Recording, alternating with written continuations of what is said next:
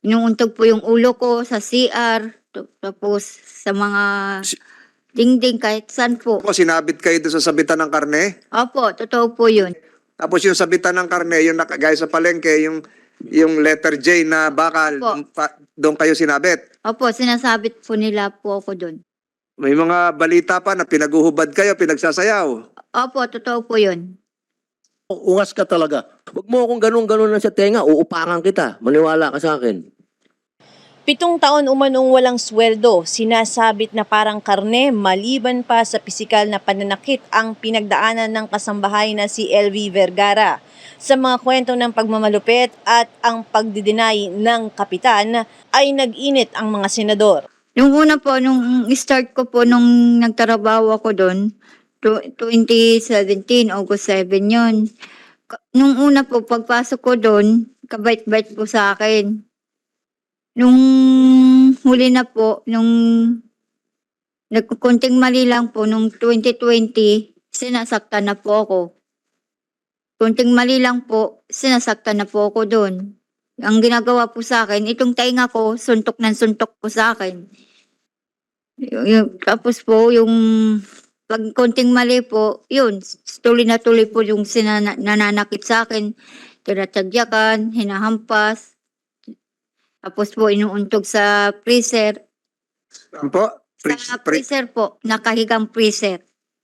Inuuntog po yung ulo ko sa CR, tapos sa mga dingding kahit saan po. Sino unang nanuntok? Yung babae, lalaki? Yung pong babae. Ito po ay nagsimula noong 2020. Ito na po yung COVID pandemic. Tama po. Opo, Kasi- na po nila ako pinalabas. Kasi siguro yung mga amo nyo ay hindi rin lumalabas ng bahay kasi lockdown noon. Opo. So tuloy-tuloy po yan hanggat kailan po kayo nawalan ng vision, hindi na kayo, kailan kayo nabulag ng paningin? Kailan kayo nawalan ng paningin? Ito pong kaliwa, kasabay po ng tainga ko. Nung Pebrero po, to 2020 din po. 2020. Yung kanan, Yung pong noong 2021 po. hindi kayo pinatingnan sa doktor, hindi kayo Po. yung mga ngipin po doon sa kanilang kamay din po Opo. nangyari po 'yan. Opo, sa babae po. Tapos ang nabasa ko sinabit kayo doon sa sabitan ng karne. Opo, totoo po yun. Bakit magkakarne ba ho sila? May freezer? Ano ba hong meron sila? Mayroon- Pahanap buhay nila? Po, nakakatay po sila ng baboy. Ayun, nagkakatay sila ng baboy kaya may freezer sila na upright freezer siguro, yung malaki. Tapos yung sabitan ng karne, yung gaya sa palengke, yung letter J na bakal, Opo. doon kayo sinabit. Opo, sinasabit po nila po ako doon. Hindi po kayo nagsuplong sa inyong mga kamag-anak, sa pulis? Sinamsam po yung cellphone ko, paano po ako makatawag. Pinasweldo ba ho kayo? Hindi po, buwat nung nag-start po ako doon. Kahit piso? Wala po. Ilang taon kayo nagtrabaho ng walang sweldo? Para pong 7 taon na po. 7 taon walang sweldo. Opo. Meron sigurong katanungan dito. Alam nyo ho, napakahirap po nung kahit isip-isipin ko, kaya ko pa ituloy yung mga tanong. Alam ko yung nararamdaman nyo, pero si Senator Padilla nagsabi na gusto niyang maunang magtanong. Hindi kayo sumulat o hindi kayo pinasyalan din ng inyong mga kamag-anak? 7 taon hindi kayo umuwi sa Batangas. Taga Batangas ho kayo, di ba? Batangas City. Opo. Pero Hindi. po, pinaligaw ko lang po sila dahil sinabi ko pong taga-consumption ako. Saan po? Sa consumption sa San Jose. Pero taga saan ho talaga kayo? Dito po, taga Batangas po. Taga Batangas. Po. Tapos, ni minsan hindi kayo umuwi sa Batangas sa 7 taon? Opo. Pasko, mahal na araw, Hindi po. araw ng mga patay, hindi kayo umuwi. 7 taon, nilaan nyo po yung buhay niyan. Tumulong kayo doon sa inyong mga pinamamasukan. Opo. Oo. May mga balita pa na pinaguhubad kayo, pinagsasayaw. Opo, totoo po yun. Kailan nangyari yung pagpunta mo sa barangay hall? Noong pong nakatakas po ako ng 2021. 2021? 2020 o 2021? 2021. 21 nakatakas ka. COVID pa noon, lockdown pa noon. Opo. Tumakas ka kasi ayaw mo na dun sa amo mo. Opo. Bakit ka sa Kapitan Dumiretso? Yung pong sabi ng yung nasa lubungan ko po, yung kasi yung nagtitinda po ng lumi doon, kasi kagawad po yon. Hindi ko lang po kilala ang lalaki, kagawad po doon. Pumunta ka sa barangay hall para anong gawin? Magreklamo? Opo, Isumbong? sabi po nung kagawad doon, o LB, pumunta ka muna sa barangay, i-report mo yan dahil nakatakas ka at pa-check mo yung gamit mo. Tapos, nung nakaharap mo si Kapitan at narinig mo nag-usap sila, pinauwi ka ni Kapitan o sinundo ka nung amo mo? Sinundo po ako ng amo ko lalaki. Sumama ka? Opo, sabi, ihatid daw po ako sa sakaya ng papuntang Mindoro. Uuwi ka na sana, pinapauwi ka. Hindi ka hinatid. Hindi po, dinala po ako sa tindahan ulit. Kinulong ka. Opo, yun. Buhat nung pong galing ako sa barangay, hindi na po ako pinapalabas. Doon na lang po daw ako Hindi sa... mo na nakausap si Kapitan. Hindi na po. Ito ngayon, nabobosesan mo naman. Opo, Siya yung Kapitan. opo. Ano mo sasabi mo kay Kapitan? Nagkausap ba kayo ni Kapitan noon? Busy po siya sa kausap. Hindi niya po ako inintindi. Hindi ka inintindi. Opo, busy po sa kausap sa cellphone. Eh, sino nag-check nung gamit mo na sinabing chechekan? Wala po. Ayun.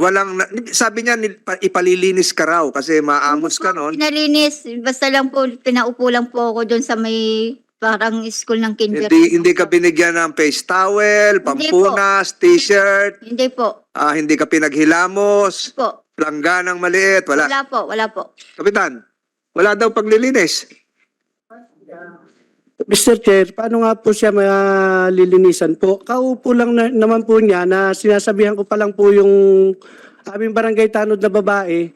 Dumating na nga po si Mr. Ruiz. Tinawagan mo raw. Hindi po, wala po akong pangyayari tumawag po na Paano nalaman ni Mr. Ruiz na nandun si Aling Elvis sa barangay hall? Sinusundan na daw po yung pala ng kanyang amo at nakatakas nga daw po.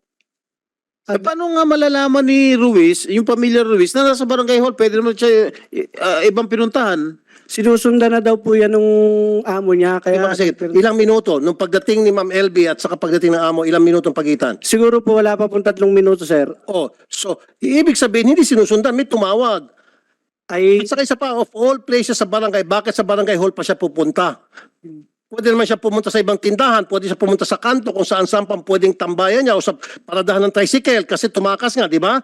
Bakit hindi pumunta sa paradahan ng tricycle, paradahan ng jeep? Bakit sa barangay pumunta? Kasi tinawagan mo. hindi ko po yung tinawagan, Senator. Kahit po, Hindi nga, di ba, logic lang to, logic lang.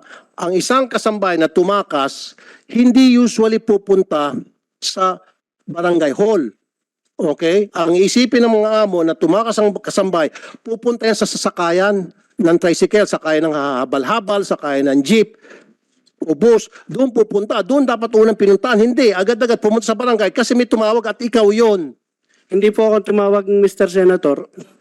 Dan, pagkatapos nung pagkakaharap nyo na inuuwi uli si Aling LB sa kanyang amo, nagkaroon ka ba ng pagkakataon mag-follow up? Pasyal daw. Okay na, Mr. Ruiz. O, kumusta na yung nagpunta sa atin? Anong kalagayan na niya? Ako bilang kapitan dito, ako yung ama ng barangay. Gusto ko malaman ang katatayuan ng maamos na nagpunta sa atin sa barangay. Ginawa mo yon? Ang alam ko nga po kasi maganda naman po yung dating ni Jerry Ruiz, hindi naman po bastos. Pero maamos ka mo eh. Ang maamos, ang medyo magutin po si Nanay LB po talaga. Pero hindi ka na nag-follow up na ng ama ng barangay. Kumusta yung nagpunta sa amin na Manong Jerry? Nabihisa na ba yan? Ano bang kalagayan niya? Nakikita ko parang bulag na. Walang ganon. Yun po ang hindi namin napalo. Kasi nga po, ang paalam niya po sa amin talaga, naihatid na po sa pamilya. Ang sabi pa po niya, sa conception niya ihatid. Yung sinasabi po ni Nanay LB. Ihahatid ni Jerry sa pamilya. Opo, at So hindi ka nag-follow up. Jerry, naihatid mo na ba? yun po ang hindi na po. Yun po Di talaga, barangay patrol tayo, di ba? wala po kaming barangay patrol. Lakad lang po kami at saka po sariling motor lang. So wala nang pagpa-follow up kung nakauwi o hindi. Nagtaka na lang kayo, magkakaharap ngayon dito, nandun ka po pala. Yun po ang katotohanan, Mr. Chair. Talaga pong ang alam namin na kauwi niya. Kaya po, wala naman pong dumadating sa barangay na para magreklamo po na may bugbugang nangyayari po doon sa kanilang tahanan. Yun na nga, magre-reklamo Mr. siguro. Chairman. Baka rehistrado pa, nagrehistro pa to, magboboto pa sa eleksyon ng barangay ito. Mr. Na Chairman. ngayong September, Oktubre, Senator Tulfo. Okay. Ulitin ko ulit. Ibang question naman to. Palagi ikaw, kunyari ikaw sa sitwasyon niya, madalas kang binubugbog ng iyong amo. And then nagkaroon ka ng pagkakataon na para makatakas. Pagdating mo sa barangay, anong unang-una mong sasabihin? Kung ikaw, si Ma'am LV. Hindi, wag na. Sagutin mo na sa akin. Ulitin ko.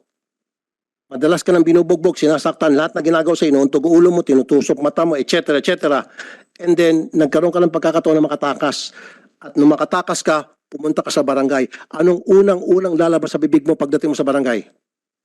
Siyempre po, magre-reklamo po. Exactly. At yun ang ginawa niya. Na kinukontra mo ngayon, stupido. Hindi pa po nakakapagsalita po si Nanay LB. Nakaupo lang po yan nung dumating po ako. Ang una ko po... Hindi, ikaw na mismo nagsabi. Ang una mong gagawin, kung ikaw sa sitwasyon ni Ma'am LB, ay magreklamo galing na sa bibig mo eh. And that's exactly what she did. Pero hindi mo pinakinggan dahil tinawagan mong amo, tumutugma lahat na sinasabi ni Ma'am LB. Napakasinungaling. Ang sarap i-contempt ito, Hindi po. Mr. Chair. Hindi ko po tinawagan, Mr. Kasi Senator. it defies logic. Lahat na sinasabi niya, it defies logic. Ikaw na mismo nagsabi na ang unang gagawin ng isang tao na tagdad na ng pang-abuso at nagkaroon ng pagkakataon, yun na yung, kumbaga, nandun na siya, protektado na siya ng barangay, sa akala niya, okay na siya, kaya magsusumbong siya. Yun ang sinabi mo, di ba? Magreklamo. O sabi mo, umupo lang siya doon at wala siyang sinabi? And she had 3 minutes? Sabi mo, kung totoo sabi mo, 3 minutes dumating amo, o sabihin natin, siguro papalusot mo, nandun yung amo, natakot lang siguro siya. Pero she had 3 minutes na nandun nakaupo lang, wala siyang sinabi, imposible. Nandun siya, tama yung sinasabi niya, nagsusumbong siya kung ano lang pinagsasabi niya, hindi niyo pinakinggan. And I'll tell you, isa sa mga nasibak, dapat ikaw masibak ka rin eh. Di ba may pulis yung pinagsumbungan? Itong si Master Sergeant Maria Eliza Palabay, na-dismiss kasi sinampan ng kaso ni Ma'am LV. Kasi kinampihan nitong pulis yung amo, parang ikaw din. Ikaw ang susunod na pasisibak namin. Kung hindi ka naging pabaya sa tungkulin mo, hindi na sana dadagdagan yung kalbaryo at impyerno na niranas nito. Naging pabaya ka talaga, Mr. Chair. Mr. Barangay Chairman. Totoo yan. Galing na mismo sa'yo, corner ka na eh. Magreklamo ka, yun ang una mong gagawin pagdating mo sa barangay. Yun ang ginawa niya. Mr. Senator, hindi nga po siya po nagre-reklamo pa. Hindi pa po siya umimik po, Mr. Chair.